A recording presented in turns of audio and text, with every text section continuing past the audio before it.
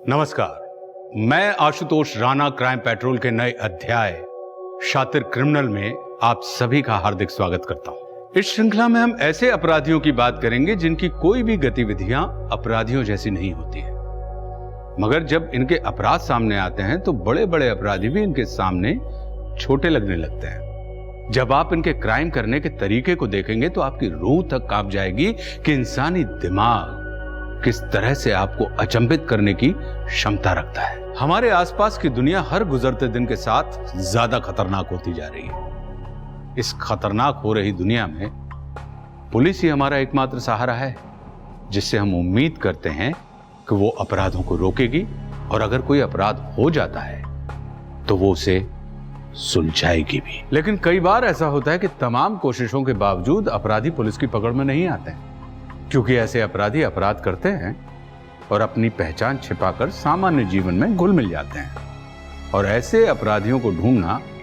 भूसे के ढेर में सुई ढूंढने के जैसा होता है।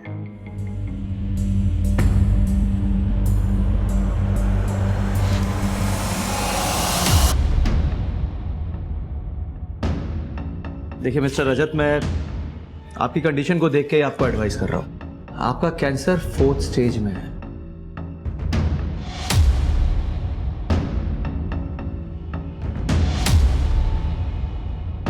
आप कितना भी केमोथेरेपी और रेडिएशन ले लें, लेकिन हकीकत यह है कि आपका ठीक हो पाना ऑलमोस्ट इम्पॉसिबल है। सर, पर हम ऐसे कैसे गिव अप कर दें? रजत का ट्रीटमेंट ऐसे बीच में कैसे छोड़ दें सर? पूर्वी जी, मैं आपके इमोशंस को अच्छी तरह समझता हूँ, लेकिन हकीकत यह है कि रजत पहले ही बहुत दर्द बर्दाश्त कर चुका है। आगे मर्जी आप लोगों की है, आप क्या करना चाहते हैं क्या नहीं। ये हर्बल मेडिसिन मैं आपको दे रहा हूँ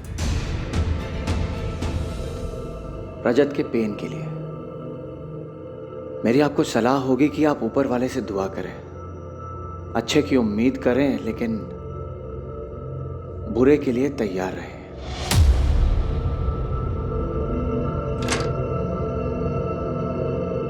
बकवास कर रहा है ये doctor. I can't leave you hanging. कोई बकवास नहीं कर रहे हैं डॉक्टर।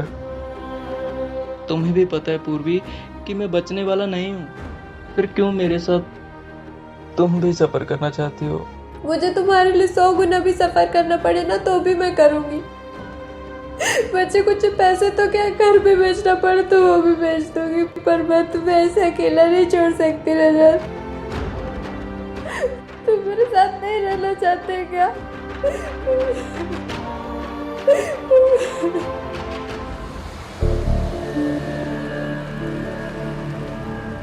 ओए बिल दे रे।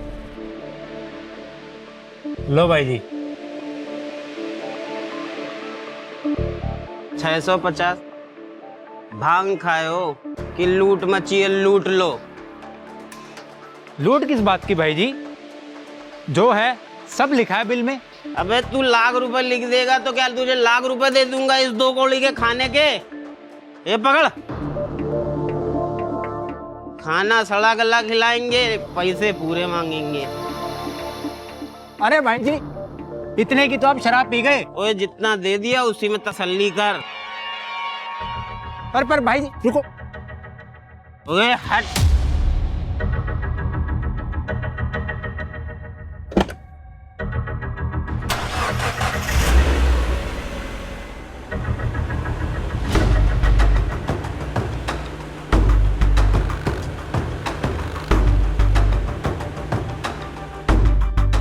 कहाँ जाना है? थोड़ा आगे तक छोड़ दीजिए। आ जाओ, बैठ जाओ, छोड़ देते हैं।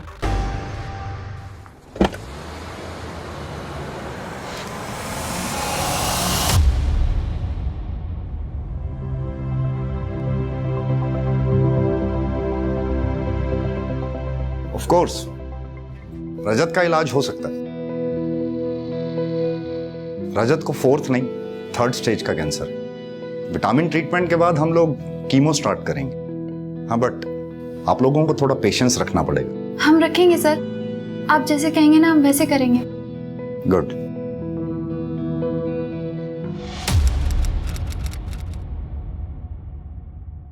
आराम से निकालो, यहीं रखो। गला कटा हुआ है। जी सर। बॉडी को सर्च करो।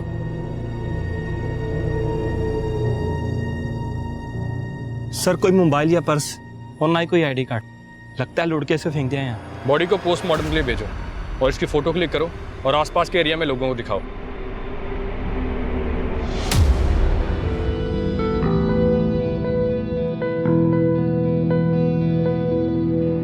हाँ, इंश्योरेंस है रजत का आपकी कंपनी से। अगर आप पैसे नहीं भरोगे तो कौन भरेगा?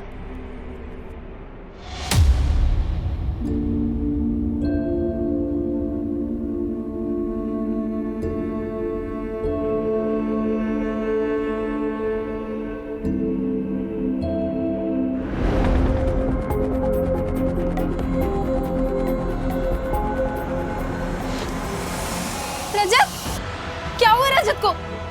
डॉक्टर लेके जाइए इन्हें प्लीज। डॉक्टर, लेकिन हुआ क्या रजत को? रजत!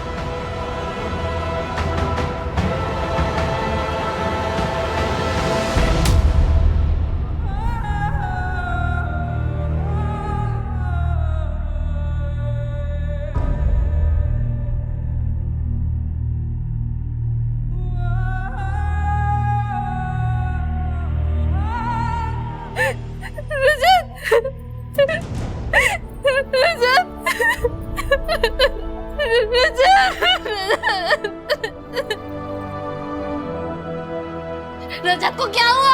आपने तो कहा था कि वो ठीक हो जाएगा। सब कुछ ठीक था। रजत की बॉडी ट्रीटमेंट को अच्छे से रिस्पॉन्स भी कर रही थी। शायद लास्ट मिनट कॉम्प्लिकेशंस हुई रजत के साथ। पर आपने तो कहा था कि रजत ठीक हो जाएगा। मेरे से क्या हो गया? आई एम सॉरी पूर्वी।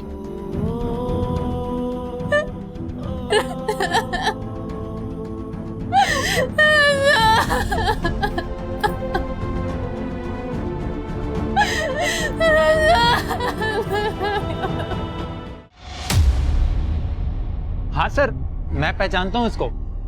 टेम्पो ड्राइवर है ये, इसी रूट पर चलता था, अक्सर आता था मेरे ढाबे पर। लाश मिली है इसकी 2 दिन पहले, यहाँ से 3 किलोमीटर दूर हाईवे पर। लाश? सर 3 दिन पहले ये मेरे ढाबे पर आया था। जाते वक्त एक औरत को लिफ्ट देते हुए भी देखा था मैंने। जरूर इसी ने कुछ किया होगा उस औरत के साथ भी, तभी उसने इसे मार दिया होगा। नाम पता जानते हो इसका? सर नाम पता तो नहीं मालूम, पर हाँ पहले ही अपना मोबाइल ढाबे पर ही भूल गया था। एक मिनट सर, ये लो सर, शायद इससे कुछ आपको पता चल जाए। ठीक है।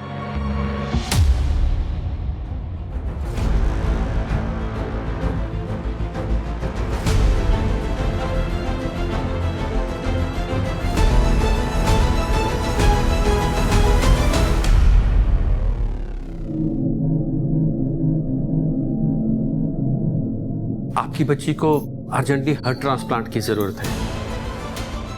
टाइम बहुत कम है उसके पास।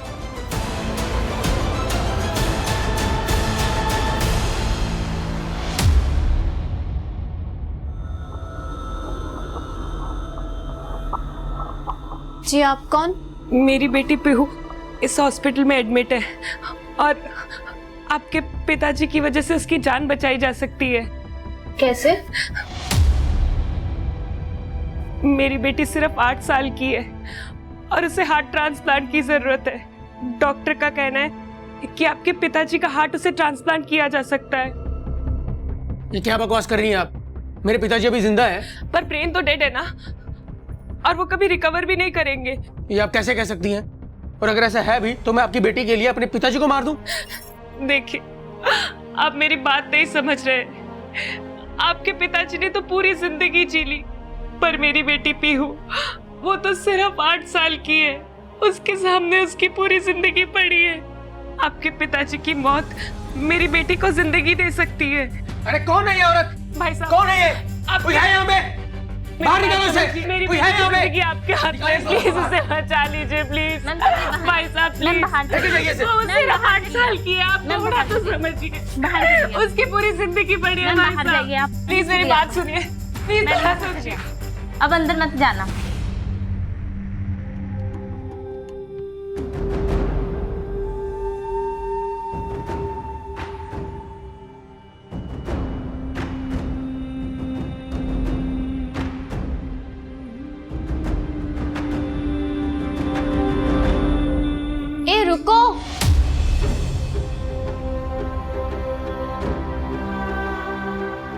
मैं आपकी हेल्प कर सकती हूँ अपने पति को मनाने में। बहन जी आपका बहुत बहुत एहसान होगा, आप प्लीज हार्ट। अरे मेरी बात तो सुनिए पूरी, एहसान की कोई बात नहीं है।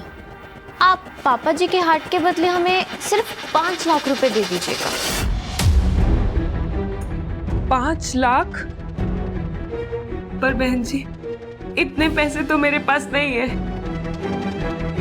सारे पैसे पहले ही पीहू के इलाज में खर्च हो चुके हैं, मैं इतने पैसे कहाँ से लाऊंगी?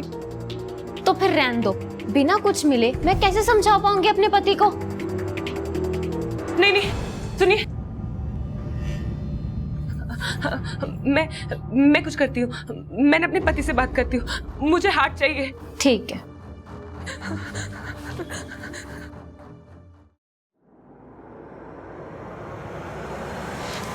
हेलो,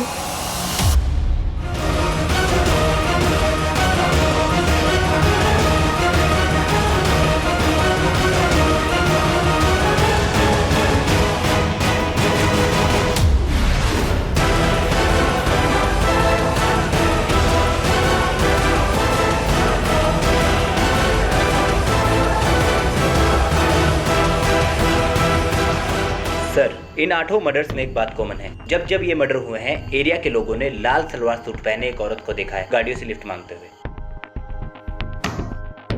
क्लियरली एक सीरियल किलर का काम है राजेश, वो भी एक औरत। हमें सीरियल किलर मैपर की जरूरत पड़ेगी किलर की प्रोफाइलिंग करने के लिए।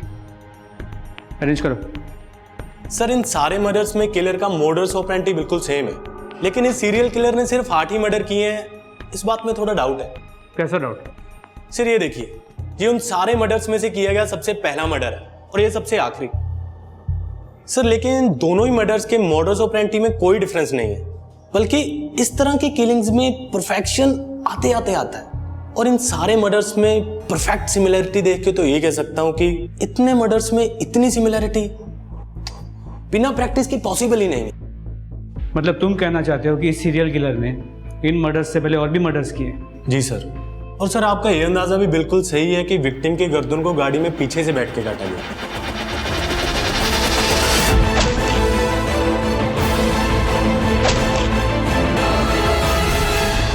क्योंकि सर ये देखिए, ये सारे कट के मार्क्स फ्लैट ना होकर सर्कुलर हैं और लंबे भी, जैसे गर्दन को पीछे की तरफ से खींच के रेता गया है। क्या ये मर्डर्स कोई औरत कर सकती है? सर बिल्कुल कर सकती, क्योंकि पीछे की तरफ बैठ के मारने के लिए ज्यादा फोर्स की जरूरत नहीं पड़ी होगी विक्टिम को कंट्रोल करने के लिए। मगर हाँ, वो फोर्स इतनी भी कम नहीं होगी कि कोई भी औरत इसे आसानी से कर ले। अगर वाकई में ये सीरियल किलर कोई औरत है तो पक्का वो कोई अच्छी कदकाठी वाली औरत होगी।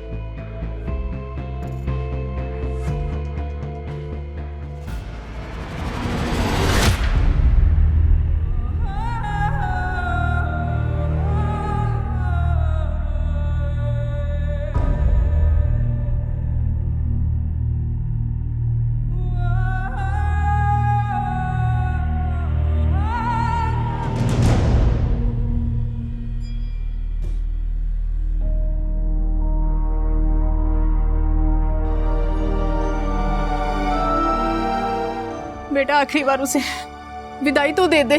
नहीं माँ, नहीं, रजत ने प्रॉमिस किया था कि वो लड़ेगा अपनी जिंदगी के लिए, मेरे साथ रहेगा, पर उसने अपना प्रॉमिस तोड़ दिया। वो मेरे साथ ऐसे कैसे कर सकता? माँ, मैं उसे अलविदा नहीं कहूंगी, मैं नहीं कहूंगी।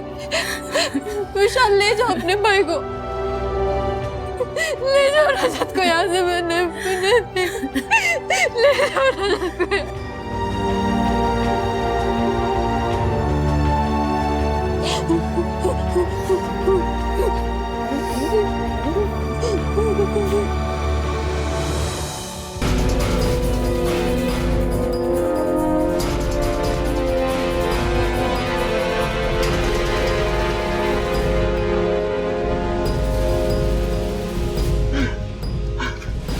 जा भाग।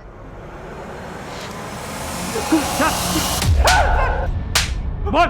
सर मैं सच कह रहा हूँ सर, मैंने कुछ नहीं किया सर, मैंने किसी टैक्सी वाले का खून नहीं किया सर। तो जिस टैक्सी ड्राइवर की डेड बॉडी हमें मिली है उसकी टैक्सी तेरे पास कैसे आई? बोल। पिछले 1 साल से चोरी की गाड़ियों का कलर और चेसिस नंबर बदल के बेच रहा था ना तू? सोच रहा था कभी पकड़ा नहीं जाएगा, लेकिन इस बार तूने जल्दी में चेसिस नंबर बदलना भूल गया। मैंने कुछ नहीं बदला सर, कुछ भी नहीं बदला सर। मुझे गाड़ियाँ वैसे ही मिली थी जैसे आपको मिली है सर। सर फिर ये सारी गाड़ियाँ तेरे पास आई कहाँ से तेरे पास? सर कॉल आते थे उन गाड़ियों को उठाने के लिए, और कॉल पर ही अलग अलग जगह का एड्रेस दिया जाता था। उन गाड़ियों को उठाने के बाद पेमेंट वही रखने के लिए बोलते थे साहब।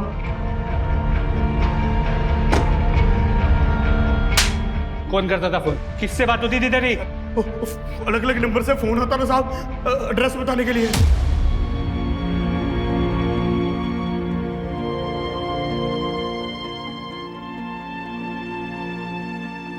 बेटा कुछ खा ले, ऐसे कब तक बिना खाए पिए जागती रहेगी?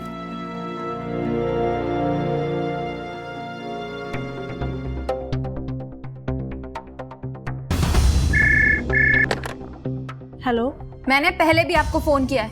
मेरी डॉक्टर बख्शी से अभी बात करवाइए। अगर इस बार डॉक्टर बख्शी कॉल पर नहीं आया ना तो मैं पुलिस में कंप्लेन करूंगी उनकी। मेरे पति की मौत के जिम्मेदार है वो। वेट,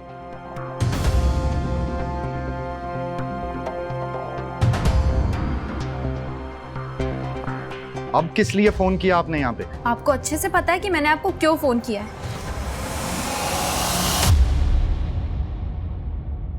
देखिए, आपके हस्बैंड की अभी अभी डेथ हुई है। कहीं आप इमोशंस में आके तो हॉस्पिटल को ब्लेम नहीं कर रही हैं? क्योंकि बहुत ही रेप्यूटेड हॉस्पिटल है ये। रेप्यूटेड है तो क्या हुआ? मेरे पति का मर्डर किया है डॉक्टर बख्शी उन हॉस्पिटल वालों ने। मुझे रिपोर्ट लिखवानी उन लोगों के खिलाफ, कातिल है वो लोग। और आप मेरी रिपोर्ट नहीं लिख रही है, क्यों? क्या हुआ? सर वो मेरे रजत को उन लोगों ने। मैंने सब सुन लिया, आप प्लीज बैठिए बैठिए। मनप्रीत। Yes sir. मैडम से एनसी लो रिटर्न में, और खुद सिटी हॉस्पिटल जाकर पर्सनली चेक करो। Yes sir.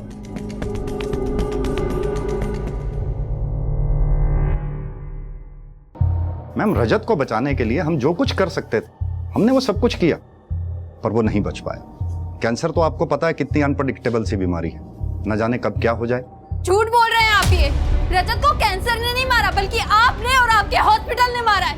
मैं ना आपको छोड़ो, बाहर जाइए आप, प्लीज बाहर जाइए। लेके जाओ इन्हें। झूठ बोल रहे हैं ये।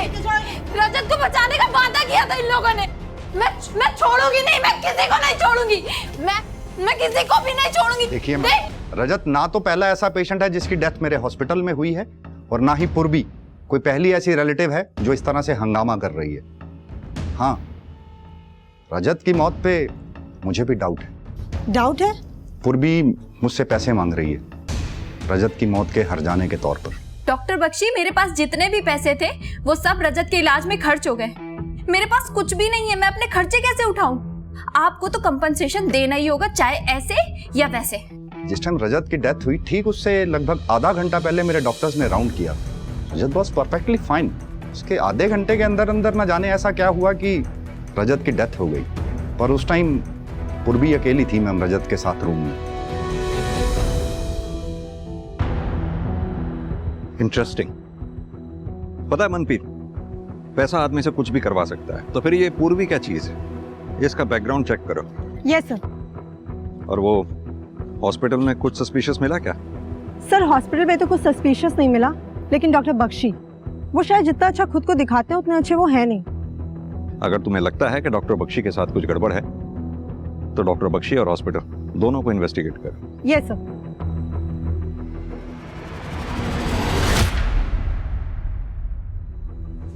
सर मुझे पैसों की जरूरत है, और आप ऐसे कैसे मना कर सकते हैं मुझे पैसे देने से? हेलो?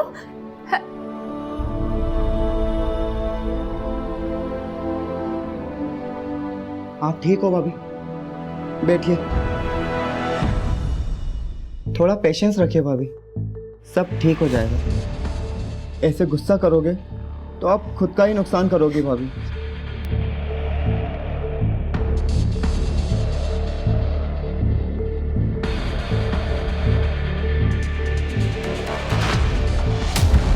मुझे पता है मुझे क्या करना है। तुम ना ज्यादा सिंपैथी मत दिखाया करो और मुझसे दूर से बात किया करो। बार बार यहाँ मत आया करो, चले जाओ यहाँ से।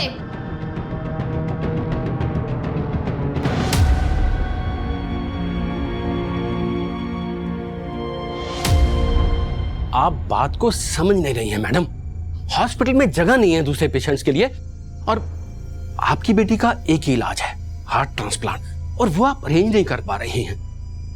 अब एक काम करिए, या तो इसको आप घर ले जाइए और इसके साथ टाइम स्पेंड करिए प्लीज। आपको समझ में आ रहा है आप क्या बोल रहे हैं? मरने के लिए ले जाऊं अपनी बेटी को घर? मैं आपसे बोल रही हूँ कि एक दिन का टाइम और दे दीजिए। मेरे हस्बैंड कर रहे हैं पैसों का इंतजाम इसके हार्ट ट्रांसप्लांट के लिए।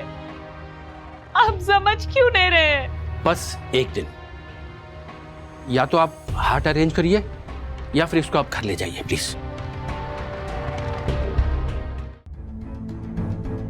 पीहू बेटा, पापा सब ठीक कर देंगे। मैं जानती हूँ माँ।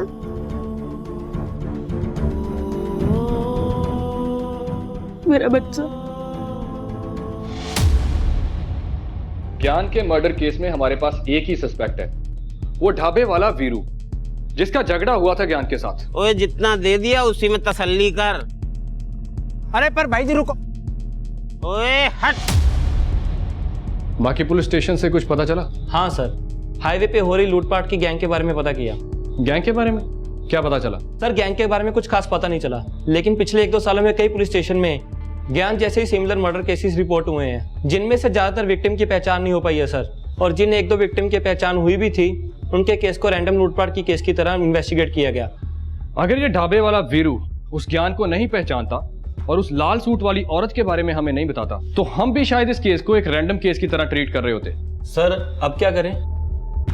पहले तो हमें यह पता करना है कि ये वीरू सच बोल रहा है या सिर्फ हमें बहका रहा है। तुम ऐसा करो, बाकी के पुलिस स्टेशन से जो भी सिमिलर केस रिपोर्ट हुए हैं उनकी डिटेल मंगवाओ और उसे आपस में टैली करो। देखो कोई लीड मिलती है या नहीं। जी सर।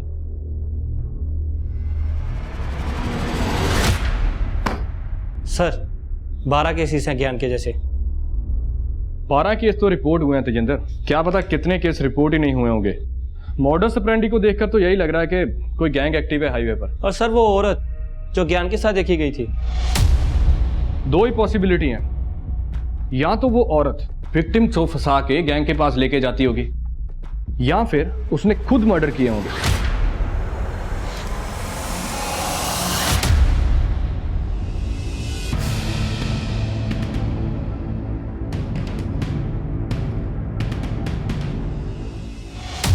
सर 8 विक्टिम्स की पोस्टमार्टम रिपोर्ट स्टडी कर रहा था, लेकिन उसमें भी कुछ खास मिला नहीं था इन्वेस्टिगेटिव टीम्स को। सर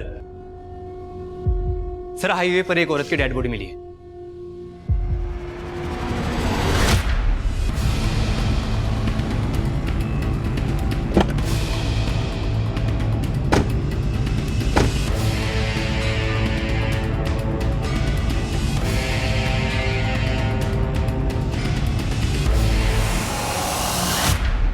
सर लाल सूट, सर ये कहीं हुई तो नहीं? बॉडी को बाहर निकालो। बॉडी को सबसे पहले तुमने देखा था? जी सर, मैं बस यहाँ से जा रहा था तो मेरी नजर पड़ी सर। तो जब यहाँ आए बॉडी के आसपास किसी को देखा? नहीं सर, यहाँ पर कोई भी नहीं था।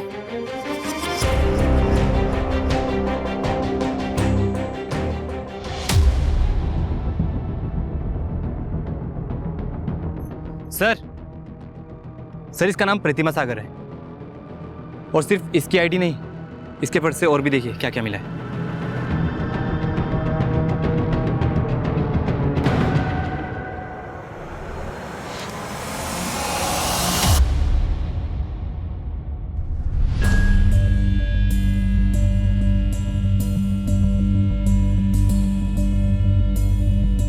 सुनो यहाँ, ये प्रतिमा सागर यहीं रहती है? जी प्रतिमा यहीं रहती हैं, लेकिन काफी दिन से दिखाई नहीं दी। तो इसकी फैमिली में कोई नहीं है? अरे सर फ्री है सर, कोई होता भी तो वो भी साथ छोड़ के चला जाता। ऐसा क्यों? अरे सर साइको है, कब आती कब जाती इसका कोई पता ही नहीं लगता, किसी से बनती ही नहीं है इसकी। अगर गलती से कोई इससे बात भी कर लेना तो खाम भड़क जाती है। ऐसी औरत से कौन कांटेक्ट रखना चाहेगा, ना घर वाले ना बाहर वाले का। ठीक है।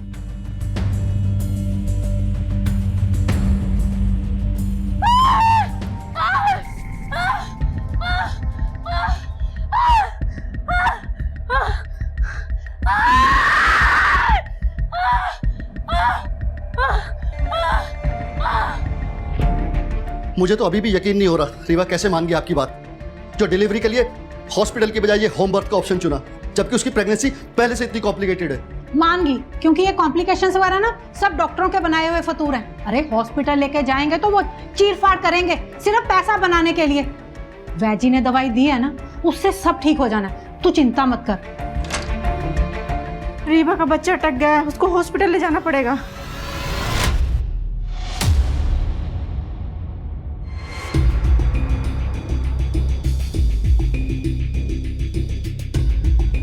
We want justice. We want justice. We want justice. We want justice. We want justice. We want justice. अरे हटिए, हटिए, प्लीज प्लीज प्लीज प्लीज हटिए, स्कूटी स्ट्रेचर लाओ प्लीज।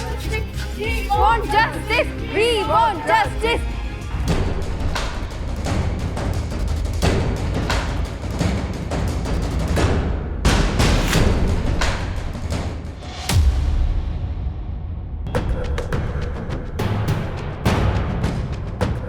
मत रीवा, सब ठीक होगा, कुछ नहीं होगा तुम्हें।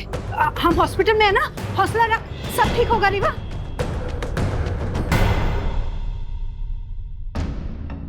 मैं ना वैजी को फोन करती हूँ, वो जरूर कोई दवा बताएंगे। किसी को फोन नहीं करेंगे आप, पहले रीवा और मेरे बच्चे की जान खतरे में डाल चुकी हैं आप। अरे तुम तो ऐसे बोल रहे हो जैसे मुझे रीवा की कोई फिक्र ही नहीं। बेटी है वो मेरी। बेटी है?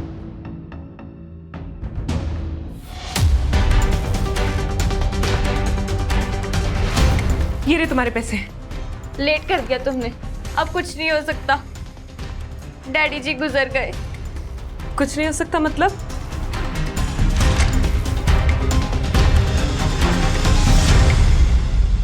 अब तो तुम्हारे ससुर मर गए ना, अब तो इजी हो जाएगा। नहीं हो पाएगा, डेथ हार्ट फेल होने से हुई है और तुम्हें तो हार्ट ही चाहिए था ना। परी मेरी सो रही है, पीहू मेरी सो रही है, परी रानी आएगी, पीहू को खिलाएगी, पीहू खुश हो जाएगी। मम्मा मम्मा चिल्लाएगी, मम्मा मम्मा चिल्लाएगी, पापा पापा चिल्लाएगी, पीहू खुश हो जाएगी, पीहू मेरी सो रही है, परी। हाँ? पीहू को क्या हो गया? ये सांस नहीं ले रही है। पीहू पीहू बेटा आंखें खोलो। बेटा पीहू, बेटा आंखें खोलो। क्या हो गया? एक मिनट। पीहू पीहू आंखें खोलो बेटा। पीहू पीहू आंखें खोलो।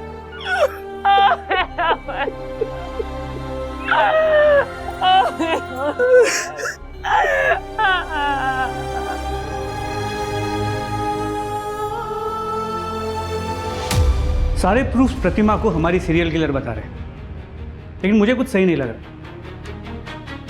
यह भी तो हो सकता है कि ये सारे प्रूफ्स प्लान किए गए प्रतिमा के खिलाफ, ताकि हम हमारी इन्वेस्टिगेशन बंद करें। एक काम करते हैं, इस प्रतिमा के मर्डर केस को एक इंडिपेंडेंट मर्डर केस की तरह ट्रीट करते हैं और इसके किलर को ट्रेस करने की कोशिश करते हैं।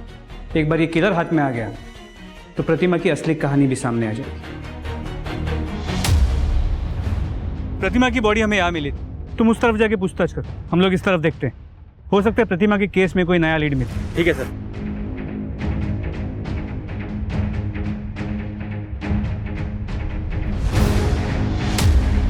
इसको, हाँ साहब, इस औरत ने मेरी दुकान से पानी खरीदा था। भैया एक पानी की बोतल देना, थोड़ा जल्दी दे दो।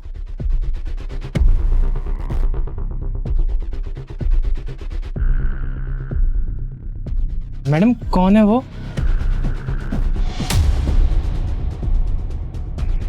कोई नहीं। कौन था वो आदमी? सब इतना तो नहीं पता, बहुत अंधेरा था, पर वो आदमी ना कद काठी से बहुत लंबा चौड़ा था।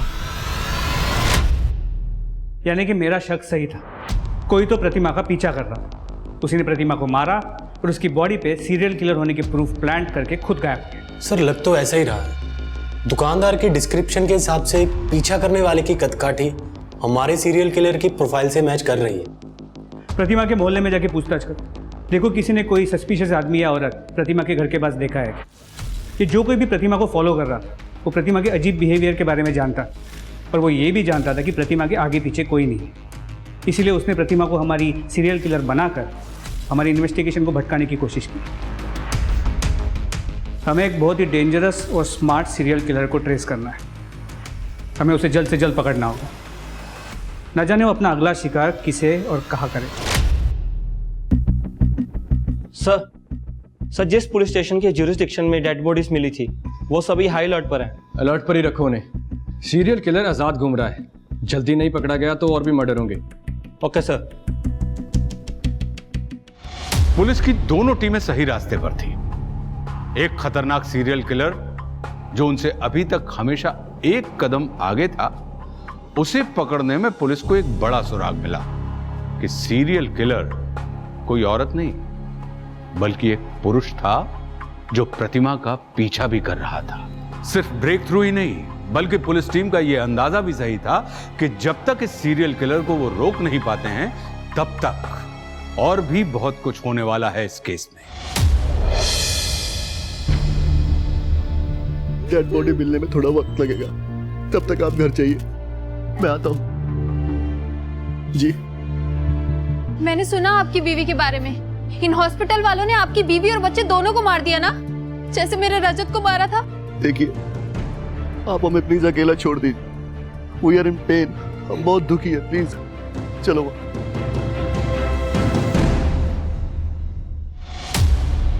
अच्छा ही हुआ रजत को अपनी जिंदगी से मुक्ति मिल गई। पूर्वी उसके साथ रह के भुगती तो रही थी, कम से कम वो अपनी मर्जी से अपनी जिंदगी जी तो सकती। अपनी मर्जी से मतलब? अरे मैम, मरने वाले के बारे में मैं आपको क्या बताऊं।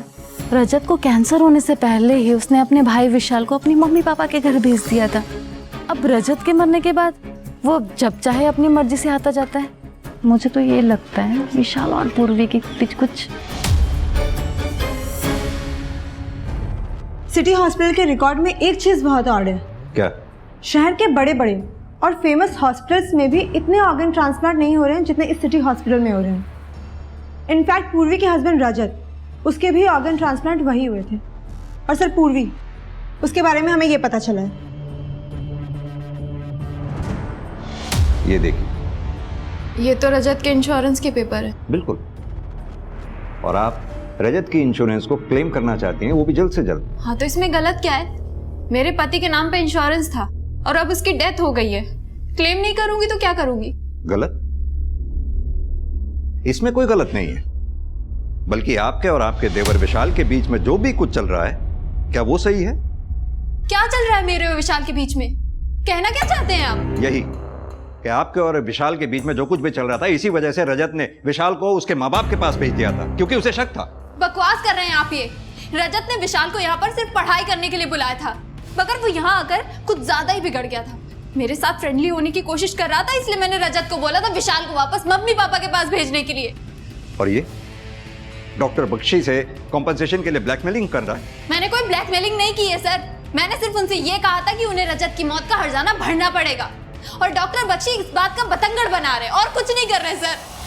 मुझे तो इस बात का विश्वास नहीं होता सर कि जो लोग मेरे पति की मौत की जिम्मेदार है अब उनकी बात पे भरोसा कर रहे हैं।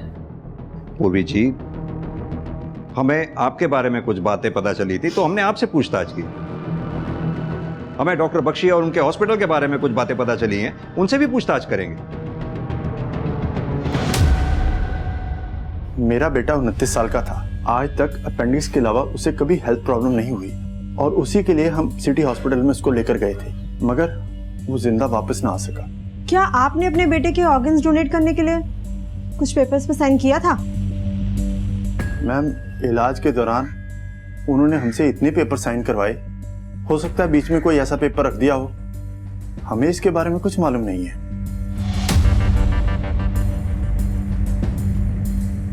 किडनी कौन दे रहा था ये जानकर मुझे क्या करना था मैम? सिटी हॉस्पिटल वालों ने बताया किडनी अवेलेबल है तो मैंने ट्रांसप्लांट करवा ली। कितना पैसा दिया था आपने ट्रांसप्लांट का? 3 लाख पड़े थे मैम। आधा पैसा ऑनलाइन दिया था, आधा कैश में। सर, मेरी बीवी रीवा को प्रेगनेंसी में पहले ही बहुत कॉम्प्लिकेशंस थी, फिर भी मेरी सास ने उसे इस देसी इलाज के चक्कर में फंसा दिया। अब आप ही बताइए, मैं अपनी बीवी की मौत का जिम्मेदार किसे मानूं? हॉस्पिटल को या अपनी सास को? मिस्टर शिव, एक बात बताइए, आपकी पत्नी रीवा के ऑर्गन्स डोनेट हुए थे? सर, जितने भी ट्रांसप्लांट हुए हैं मेरे हॉस्पिटल में सबके सब लीगल हैं। हमारे पास पेपर्स हैं, रिलेटिव की परमिशन है। लेकिन डॉक्टर बख्शी, सब केसेस में ट्रांसप्लांट के बेनिफिशरीज या रिलेटिव्स को पता ही नहीं था कि वो डोनेशन के पेपर पे साइन कर रहे हैं। दूसरी बात, ट्रांसप्लांट के बेनिफिशरीज से हाफ पेमेंट कैश में ली गई, जिसका हमें कोई ट्रेस नहीं मिला। कहां गया वो पैसा? ऐसा कैसे हो सकता है सर? हम कैश में डील ही नहीं करते, तो फिर कैश लेंगे क्यों? तो डॉक्टर बख्शी, अगर पैसा आपके पास नहीं है तो किसी के पास तो होगा ही। हमें आपका हॉस्पिटल सर्च करना होगा। अब आप हमें खुद सर्च करने देंगे या फिर हम कोर्ट से सर्च वारंट लेके आए? सर, जब कुछ गलत किया ही नहीं तो हम सर्च से क्यों डरेंगे? आप इत्मीनान से सर्च कीजिए।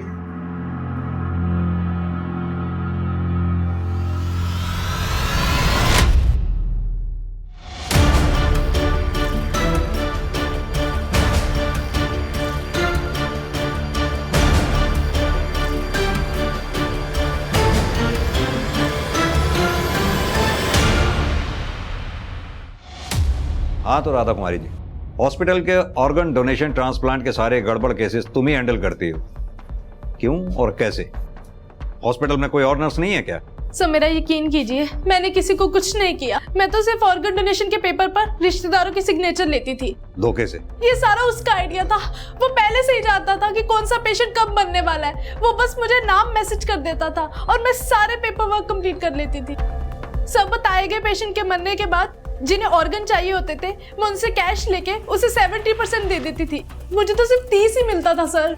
नाम क्या है उसका? नाम बताओ। सर, मुझे नहीं पता।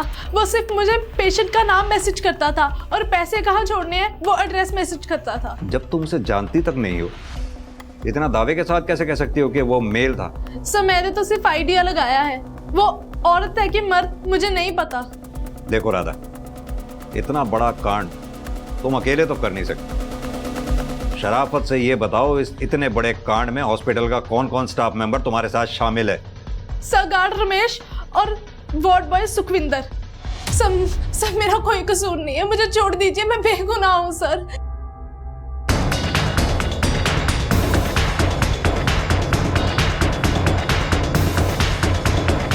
सर, राधा के दिए हुए सारे नंबर्स बंद आ रहे हैं और सर गार्ड और वार्ड बॉय से भी कुछ नया पता नहीं चला। मनप्रीत, हैरानी की बात है, जितने भी पेशेंट्स ऑर्गन डोनेशन रैकेट का शिकार हुए हैं, सब में एक चीज कॉमन है, सबकी मौत हार्ट अटैक से हुई है। हाँ सर, मेरा तो ध्यान ही नहीं गया इस बात पर। और इतना ही नहीं, ये सभी पेशेंट्स के केसेस को जब मैंने गहराई से स्टडी किया तो एक चीज और कॉमन पाई। इन सभी पेशेंट का कभी ना कभी एक आयुर्वेदिक डॉक्टर दीप राणा से कनेक्शन रहा है। इन सभी पेशेंट्स का दीप राणा से कनेक्शन होना महज इत्तेफाक नहीं हो सकता, कहीं तो कोई गहरा राज छिपा है। देखिए, आपका कैंसर लाइलाज है। अगर फिर भी कोई डॉक्टर आपको ये कहता है कि वो आपको यहां से ठीक कर सकता है, तो इसका सीधा मतलब ये है कि वो आपसे झूठ बोल रहा है और आपसे पैसे ऐंठना चाहता है। इसलिए मेरी आपको यही सलाह होगी कि आप अपने बेटे के साथ अपने घर जाएं। आप अपनी जिंदगी के आखिरी कुछ दिन अपने परिवार वालों के साथ शांति से बिताएं। बेटा, ये स्वर्ण अमृत मैं तुम्हें दे रहा हूं, जब जब दर्द हो देते रहना। सर, पिछले 3 सालों से प्रैक्टिस कर रहा है डॉक्टर, लेकिन इससे पहले कहाँ था, क्या कर रहा था, इसकी कोई इन्फॉर्मेशन नहीं। और उसकी डिग्री? डिग्री जेन्युइन है सर, लेकिन एक चीज़ बहुत स्ट्रेंज है इसके बारे में। इसकी फैमिली लाइफ के बारे में किसी को कुछ नहीं पता। इसके माँ बाप, इसके बीवी बच्चे, इसकी कोई इन्फॉर्मेशन नहीं।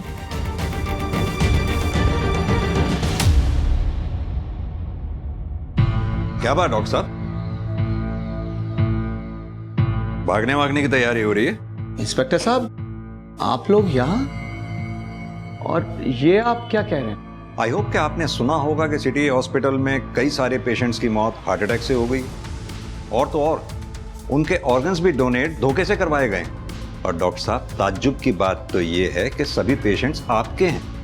आपने उन्हें सिटी हॉस्पिटल में रेफर किया था। तो नहीं करना चाहिए था क्या? देखिए इंस्पेक्टर, सिटी हॉस्पिटल एक शहर का रिप्यूटेड हॉस्पिटल है। पेशेंट्स को सेकंड ओपिनियन चाहिए होता है, इसलिए मैं उन्हें उस हॉस्पिटल में रेफर कर देता हूँ। इसमें कुछ गलत किया क्या मैंने? गलत नहीं किया होता तो ऐसे भाग तो नहीं रहे होते डॉक्टर साहब। मैं भाग नहीं रहा हूँ। मैंने अपने लैंडलॉर्ड को 1 महीने पहले ही इन्फॉर्म कर दिया था कि मैं यहाँ से जा रहा हूँ दूसरे शहर। आप चाहें तो उनसे पूछ सकते हैं। पूछ लेंगे, उनसे भी पूछ लेंगे।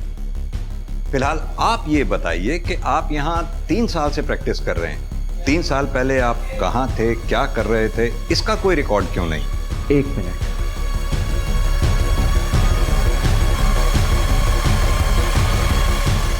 ये देख लीजिए आप देख लीजिए मैं कब कब कहाँ कहाँ किस किस शहर में रहा और क्या कर रहा था, वो सब डिटेल है इसमें।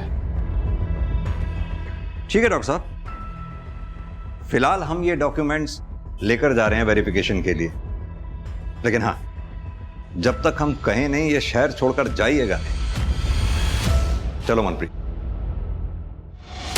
काफी डिलेड है सर, एक बार भी नहीं घबराया और हर सवाल का बिल्कुल परफेक्ट जवाब रेडी था, वो भी पहले से। परफेक्ट तो कुछ भी नहीं होता मनप्रीत, फिर ये डॉक्टर कैसे परफेक्ट हो सकता है? एक काम करो मनप्रीत, डॉक्टर की फोटोग्राफ आसपास के पुलिस स्टेशन में सर्कुलेट करवाओ। पता करो इस डॉक्टर का किसी केस से लेना देना रहा हो, अगर हाँ तो उस केस की पूरी डिटेल्स निकलवाओ। इस डॉक्टर का इतिहास गायब है ना, इसका इतिहास निकालकर इसका भविष्य बिगाड़ेंगे।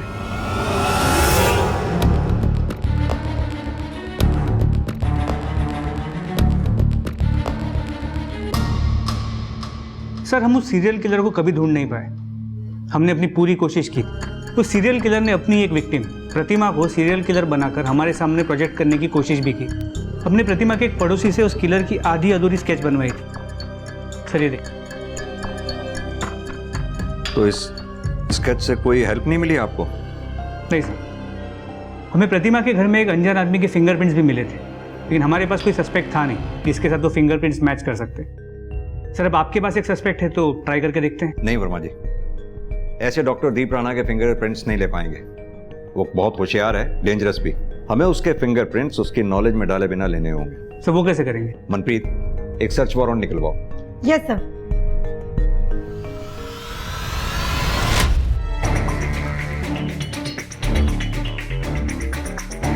आप इंस्पेक्टर साहब अपना टाइम वेस्ट कर रहे हैं। आपके उस सीरियल किलर का राज मेरे इन बॉक्सेस में नहीं मिलेगा आपको। पता है हमें डॉक्टर साहब, हमें इन बॉक्सेस में कुछ नहीं मिलने वाला। सरकारी नौकरी है, फॉर्मेलिटी करनी पड़ती है।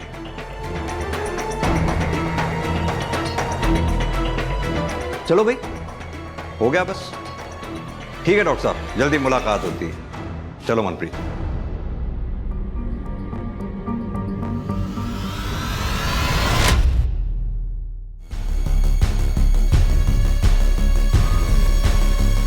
फिंगरप्रिंट मैच हो गए तो हमारा सस्पेक्ट दीप राणा ही है। It's a match sir.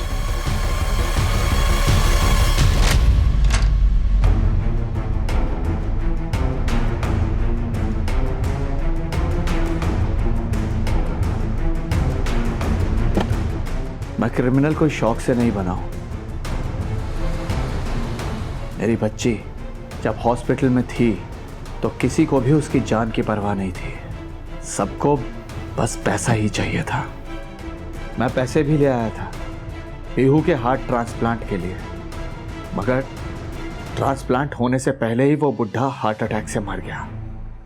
और तब मुझे लगा कि जिसको मरना ही है, अगर उसके मरने से किसी की जिंदगी बच जाती है, खासकर मेरी बेटी जैसे बच्चों की या और लोगों की, तो उनके मरने में क्या गलत है।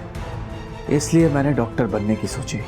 जिन लोगों के बचने की कोई उम्मीद ना हो, उन्हें टाइम से उनके अंत तक पहुंचा सकूं। लेकिन डॉक्टर बनने के लिए मुझे पैसों की जरूरत थी और इसलिए मैंने मर्डर्स किए।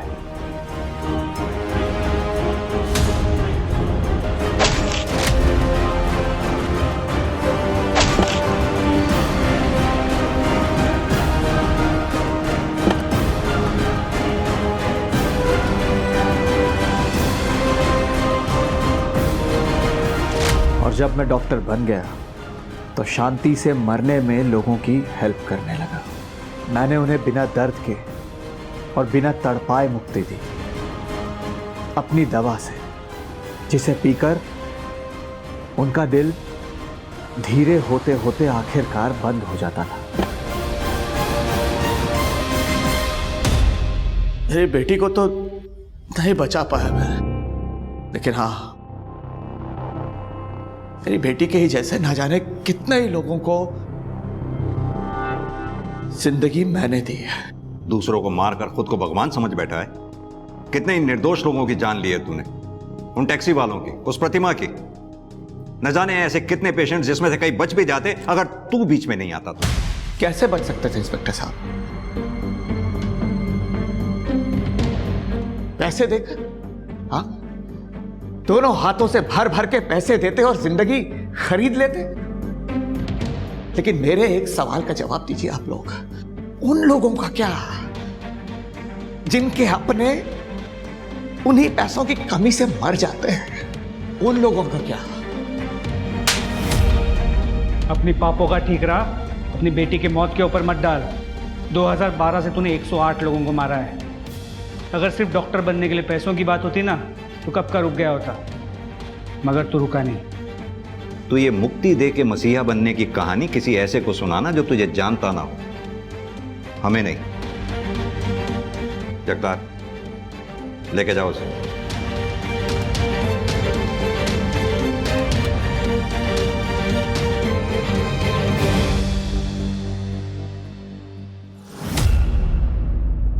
एक डॉक्टर जो अपने हुनर से लोगों की जान बचा सकता है, जिसे हम ईश्वर का दर्जा देते हैं, उसने अपने हुनर का इस्तेमाल करते हुए अपने ही मरीजों की जान ले ली।